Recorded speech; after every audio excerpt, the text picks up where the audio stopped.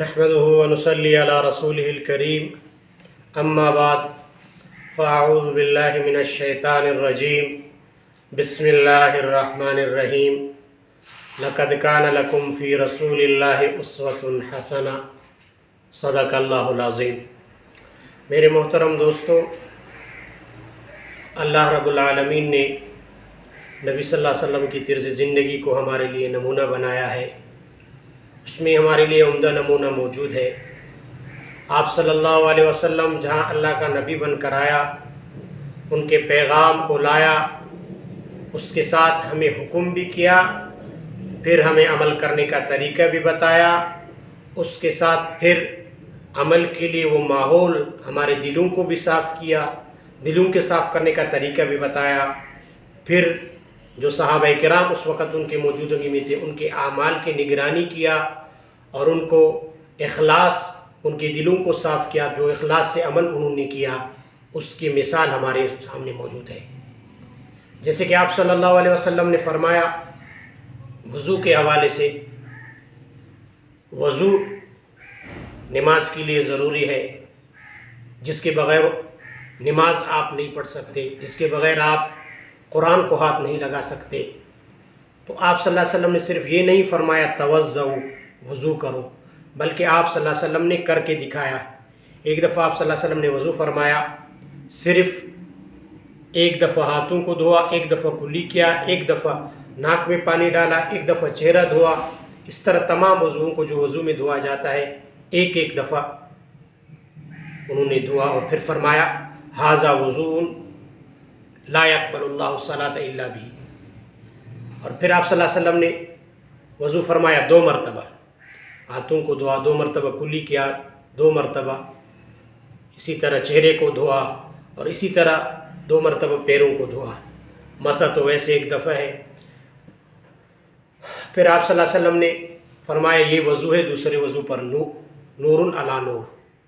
پھر آپ صلی اللہ علیہ وسلم نے تیسرے دفعہ وضو فرمایا اور 3 دفعہ ہاتھوں کو دھوا، 3 دفعہ کلی کیا، 3 دفعہ ناک میں پانی ڈالا، اس طرح 3 دفعہ چہرہ کو دھو لیا، مسح کیا، پھر اسی طرح پیروں کو 3 دفعہ دھوا، اور پھر فرمایا ھذا وضوئی وضوء الانبیاء من قبلی، یہ میرا وضو ہے اور اس مجھ سے پہلے جتنے انبیاء کرام گزرے ہیں ان کا طریقہ وضو کا بھی یہی تھا۔ اور یہاں من قبلی کہا، معلوم ہو گیا کہ آپ صلی اللہ علیہ وسلم کے بعد کوئی نبی نہیں ہے۔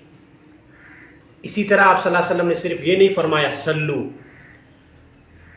نماز پڑھو، بلکہ فرمایا سلو کما رأیتمونی اصلی، نماز پڑھو جس طرح مجھے دیکھتے ہو نماز پڑھنے کا۔ تو پھر آپ صلی اللہ علیہ وسلم نے طریقہ سکھایا۔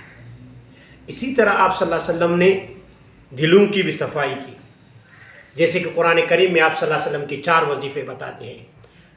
ان کے بعثت کے جو 4 مقاصد ہیں، هو الذی بعث فی الامیین رسولا منہم یتلو علیہم آیاتی، قرآن کے آیتوں کو تلاوت کیا، جو وہی ان کی دل پر اترا ان کی انہوں نے تلاوت بھی کیا، اس کے بعد ان کی تعلیم دی، یتلو علیہم آیاتہ ویعلمہم ویزکیہم، اور اس کے ساتھ تعلیم دیا، پھر ان کو پاک کیا، ان دلوں کو، یعنی دلوں کی صفائی کی، تاکہ ان کی دل ان کو ان پر عمل کرنے کے لیے آمادہ کرے، کیونکہ دل جب صاف نہیں ہوگا پھر قرآن کی تعلیم اور تلاوت انسان پر اتنا اثر نہیں کرتا۔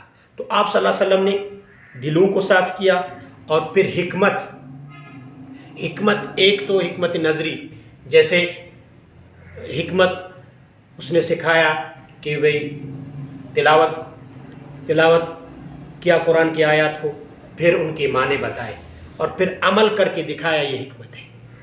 یہ آپ صلی اللہ علیہ وسلم نے عمل کر کے دکھایا، تو یہ حکمت ہے۔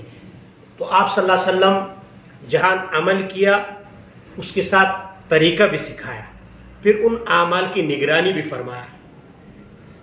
ایک دفعہ آپ صلی اللہ علیہ وسلم رات کو گھومے، حضرت ابوبکر صدیق رضی اللہ تعالیٰ عنہ کے گھر سے گزرے، تو صدیق اکبر رضی اللہ تعالیٰ عنہ قرآن آرام سے پڑھ رہے تھے، اور پھر فاروق اعظم رضی اللہ تعالیٰ عنہ کو گھر سے گزرے تو وہ زور زور سے پڑھ رہے تھے۔ صبح دونوں دربار نبوی میں حاضر ہوئے۔ آپ صلی اللہ علیہ وسلم نے پوچھا ابو بکر صدیق سے کہ آپ کا آواز اتنا پست تھا کہ بالکل کوئی سننا چاہے تو سن نہیں سکتا تھا، یعنی اتنا پست تھا۔ حضرت ابو بکر صدیق رضی اللہ تعالیٰ عنہ نے فرمایا یا رسول اللہ، میں جس کو سنا رہا تھا واللہ علیم بذات الصدور، وہ دلوں کے راز کو بھی جانتا ہے، لا تدعون اسما ولا غائبا، ہم کسی بہرے کو یا غائب کو نہیں سنا رہے تھے، وہ ہر وقت حاضر ہے، جس کو میں سنا رہا تھا تو وہ سن رہا تھا۔ پھر حضرت فاروق رضی اللہ تعالیٰ عنہ سے پوچھا، آپ زور زور سے پڑھ رہے تھے۔ فاروق اعظم رضی اللہ تعالیٰ عنہ نے فرمایا یا رسول اللہ اوقظ الوسنان واترد الشیطان، سوتے ہوں کو جگا رہا تھا اور شیطان کو بھگا رہا تھا اس آواز کے ذریعے سے۔ تو آپ صلی اللہ علیہ وسلم نے حضرت ابو بکر صدیق سے فرمایا ارفع صوتک، ذرا اپنی آواز بلند کرے، اعتدال پر لائے، اور حضرت فاروق اعظم سے فرمایا ذرا اپنی آواز کو پست کرے، یعنی اعتدال پر ان کے اعمال کو لایا۔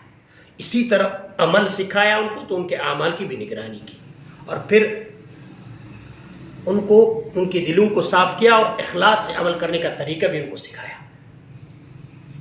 وہ جو عمل بھی کرتے تھے اللہ کے لیے کرتے تھے، جو بھی عمل کرتے تھے اللہ کے رضا کے لیے اور رسول اللہ صلی اللہ علیہ وسلم کے طریقے پر کرتے تھے۔ حضرت علی رضی اللہ تعالیٰ عنہ کے بارے میں سیرت کی کتابوں میں مشہور قصہ ہے، حضرت مولانا قاری طیب نے اس کو ذکر کیا ہے۔ فرماتے ہیں کہ حضرت علی رضی اللہ تعالیٰ عنہ نے جب ابو جہل کو بچاڑا، اس پر چڑھ گیا خنجر مارنے کے لیے، تو ابو جہل نے اس کے چہرے پر تھوک پھینکا، حضرت علی رضی اللہ تعالیٰ نے اس کو چھوڑ دیا۔